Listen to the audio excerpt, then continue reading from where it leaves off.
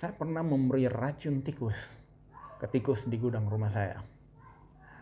Dan tidak butuh waktu lama dia memakan itu. Dan juga tidak butuh waktu lama dia mati. Kenapa tikus memakan racun tikus tersebut? Karena racun itu terlihat nikmat dan menyenangkan.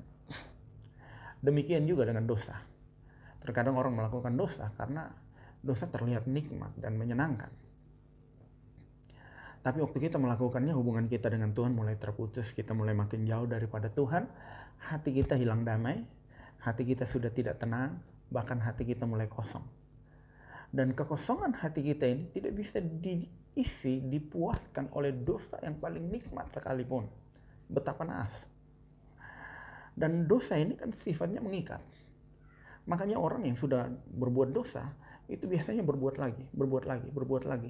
Karena dosa sifatnya mengikat. Dia tidak mau melepaskan kita. Dia akan membuat kita untuk terus melakukan dosa tersebut.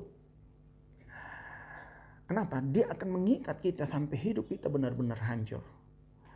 Masa depan kita benar-benar hancur. Dan dosa itu bukan hanya menghancurkan kita, menghancurkan masa depan kita. Dosa bahkan menghancurkan, memberi dampak buruk kepada orang-orang di sekitar kita, orang-orang yang dekat dengan kita.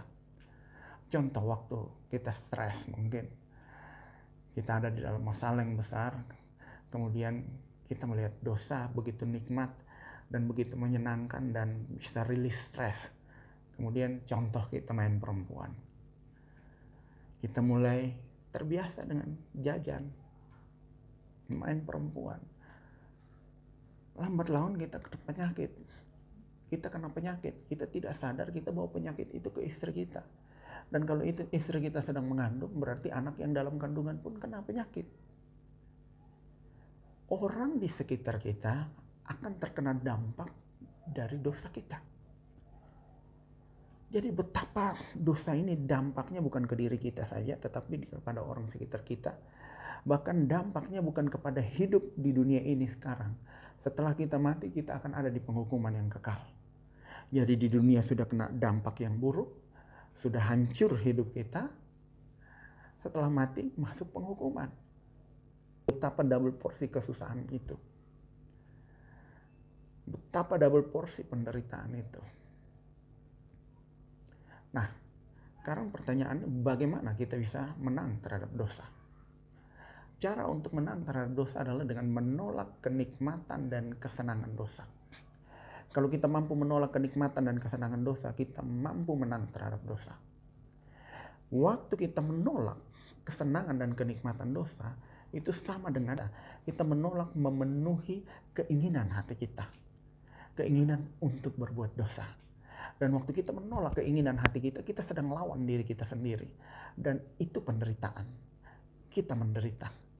Tapi tahukah saudara, penderitaan itu yang mendatangkan kemenangan. Karena firman Allah berkata, barang siapa sudah menderita, dia sudah berhenti berbuat dosa.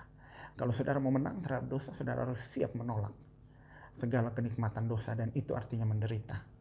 Tapi penderitaan itulah yang membuat saudara menang. Waktu kita menolak dosa, maka hubungan dengan Tuhan kita akan pulih. Hati kita mulai damai, hati kita mulai sukacita. Hati kita mulai tidak kosong lagi. Kita mulai penuh, ya kan? Waktu di dalam masalah, di dalam pergumulan ada kekuatan yang kita terima, ada damai, ada sukacita di tengah badai. Amin. Dan lambat atau cepat, Tuhan akan menyelesaikan masalah kita di waktu Tuhan sendiri. Dan kita menikmati pertolongan Tuhan, sukacita Tuhan, mulai dari dunia ini sampai ke sorga nanti. Kita akan penuh dengan sukacita, penuh dengan keberkatan.